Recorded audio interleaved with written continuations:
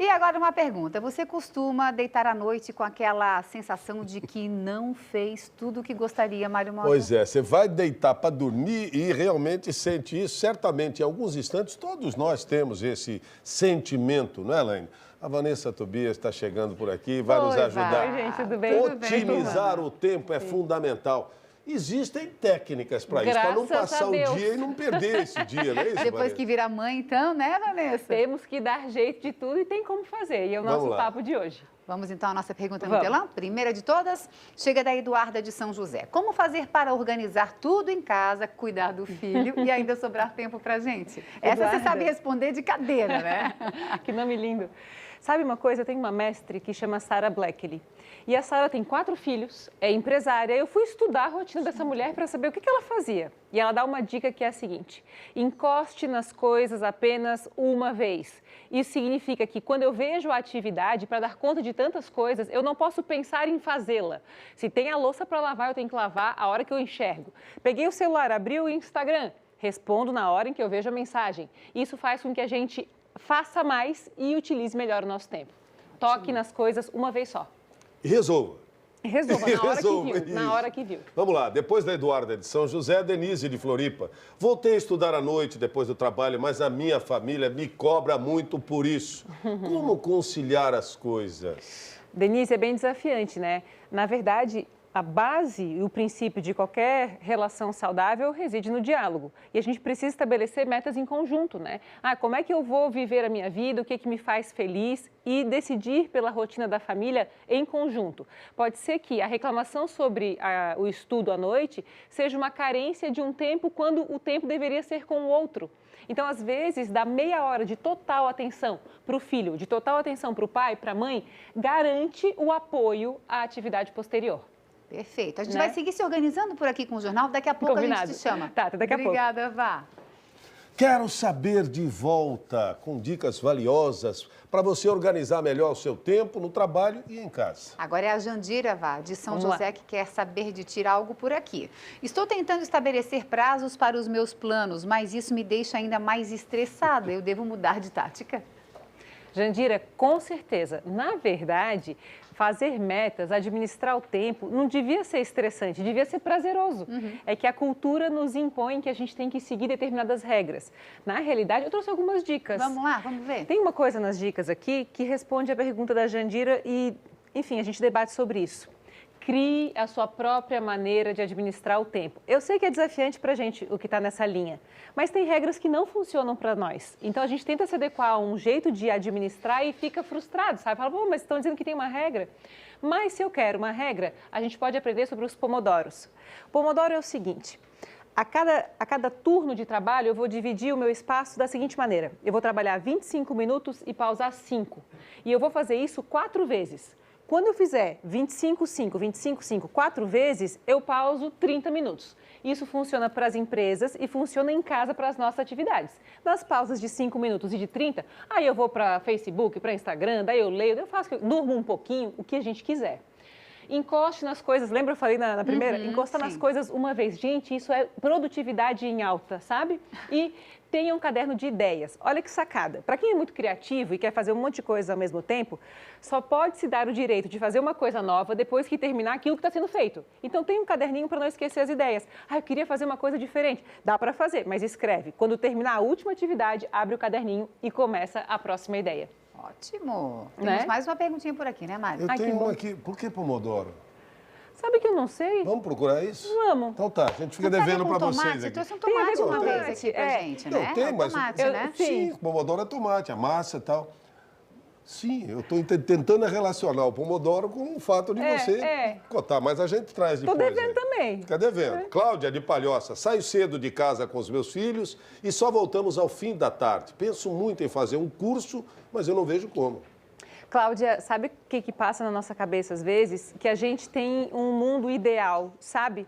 Que eu tenho que estar sempre o tempo todo atuando ou com o filho ou em casa. Se eu diminuo a minha idealização, eu consigo fazer as coisas. É que a gente se sente culpado. Fala, ai meu Deus do céu, eu vou deixar meu filho meia hora porque eu vou fazer de repente um curso online, como é que ele vai se sentir?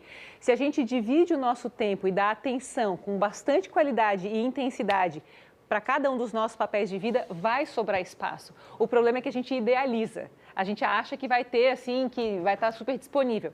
Uma coisa que eu aprendi com a maternidade é que a gente nunca pode dizer que está cansado. Quando te perguntarem se está cansada, você fala assim, estou ótima, está maravilhoso, porque eu vou me acostumando a performar. A gente tem que se espelhar em quem dá conta de fazer as coisas. E a nossa cultura precisa aceitar que dá para fazer tudo. E se desse para fazer tudo, o que você estaria fazendo? Ótimo. Né? Daqui a pouco te chamamos de volta. Maravilha. Combinado. Obrigado, Vai lá pegar Ana. os seus 5 minutos do Pomodoro para descansar, depois a gente chama. E volto com a resposta. Ótimo, quem combinado? sabe já vem mesmo.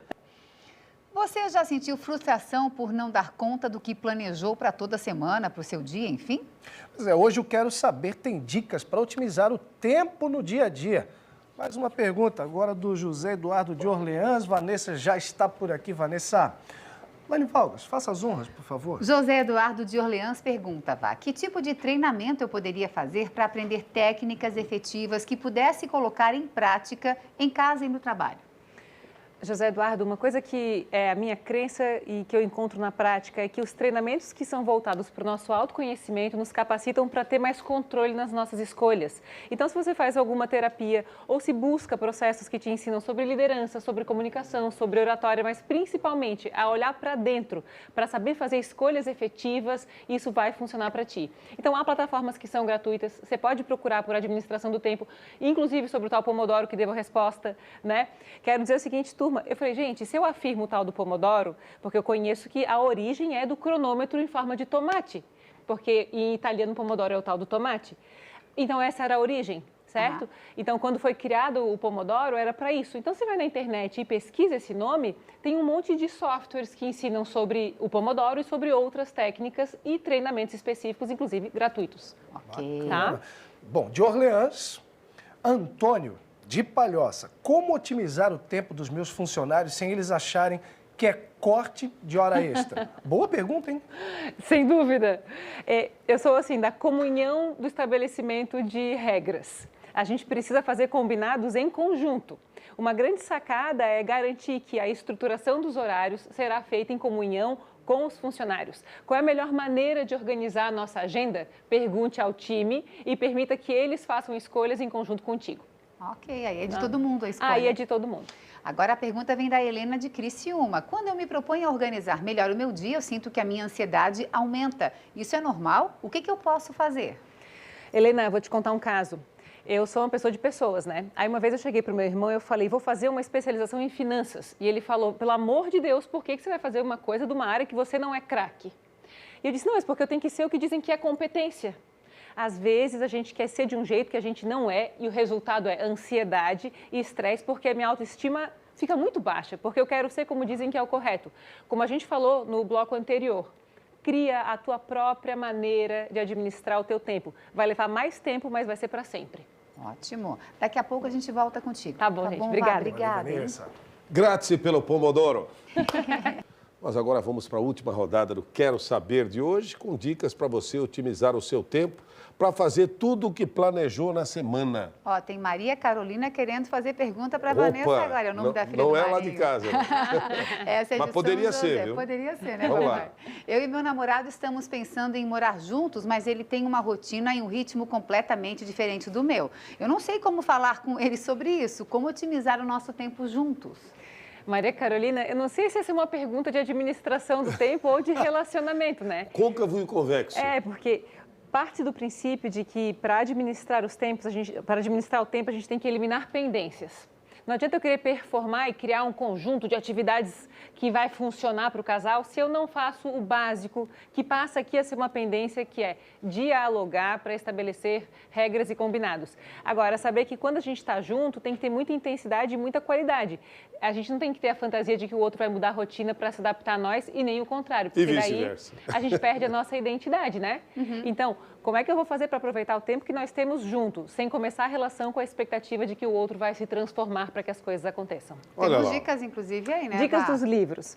Os 7 Hábitos das Pessoas Altamente Eficazes, que é do Stephen Covey, e O Poder do Tempo Livre, do Luciano Braga. Os dois têm abordagens diferentes. Aqui ele vai trabalhar o que é urgente, o que é importante, ele vai dizer que existem prioridades. Aqui ele vai falar sobre ser feliz no tempo. Então é complementar e a gente, debatendo com os autores, avança no nosso conhecimento sobre o tempo. E os filmes? O Preço do Amanhã é a primeira vez que eu trago um drama. Esse filme, ele fala que a gente tem um tempo que se esgota, e esse tempo aparece no braço das pessoas. Então, você vai ficando tenso. E entende que, de fato, as nossas escolhas têm que ter tanto valor para chegar no fim da vida a gente ter feito aquilo que valeu a pena mesmo. E o Feitiço do Tempo, em que ele volta no mesmo dia até lidar com o seu... Bill Murray, Dia da Marmota. E esse filme, 1993. Melhor filme do mundo, assistam, por favor. Desenterrei, Espetacular. 1993, mas é espetacular porque ele é obrigado a lidar com as escolhas bem feitas para, de fato, merecer viver a vida e o tempo que ela tem. Aparentemente é uma comédia, mas não é. Sim. Não é. Você ri à vontade, mas não é uma comédia. E no final parece que nós vamos para a próxima. Sensacional.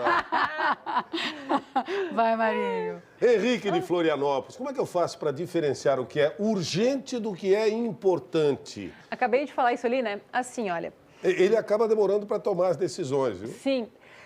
A gente, quando estuda um paradigma do tipo, existe o que é urgente e existe o que é importante, a gente tem que saber qual é a meta. Eu só consigo administrar o tempo baseado no que é urgente e importante se eu souber qual é o objetivo que eu vou atingir. Senão, não faz sentido falar disso. A gente tem que lembrar que para performar em administração do tempo, a gente tem que eliminar pendências. Então, a gente tem essa fantasia de quero performar, mas eu não levei para consertar a minha calça que precisa fazer a barra, ou colocar o tacão do sapato, ou consertar o relógio. Quanto menor a atividade, mais importante ela se torna. Isso é engraçado com o passar do tempo. Né? Tacão então... do sapato é maravilhoso. É porque é coisa de mulher isso aí. Tá certo, né? A gente queria mais tempo para conseguir estar contigo aqui. É questão de aprender a administrar, querido. Mas a gente administrou bem, te aproveitamos bastante. Semana obrigada, que vem nos encontramos combinado. aqui. E obrigada pela generosidade com o Pomodoro aí. Um abraço. Tá bom? Um beijo, gente. Tchau, tchau. Tchau. Amanhã vamos falar do seu direito quando o assunto é cartão de crédito, pagamento da fatura, limite e o que fazer se o cartão for clonado, hein? Mande agora a sua pergunta pra gente. 48996334567 e nunca esqueça de falar o seu nome e a cidade onde você mora.